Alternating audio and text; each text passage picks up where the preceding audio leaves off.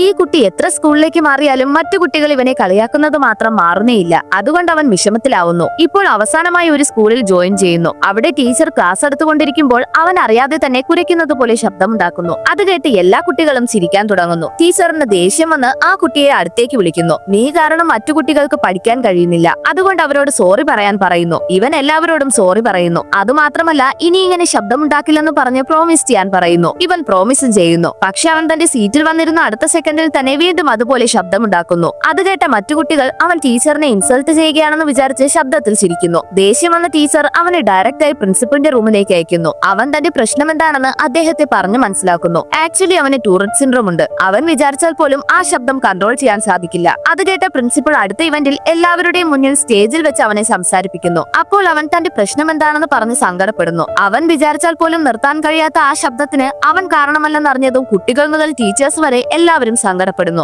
അന്നു മുതൽ ഇവനെയും മറ്റു കുട്ടികളെ പോലെ ഈക്വലായി ട്രീറ്റ് ചെയ്യുന്നു. അതുകൊണ്ട് തന്നെ അവൻ പഠിച്ച് പ്രിൻസിപ്പലിനെ പോലെ നല്ലൊരു അധ്യാപകനാവണമെന്ന് ആഗ്രഹിക്കുന്നു. അവസാനം അവൻ വിചാരിച്ചതുപോലെ ഒരു സ്കൂളിൽ ജോയിൻ ചെയ്ത് ബെസ്റ്റ് ടീച്ചറായി മാറുന്നു.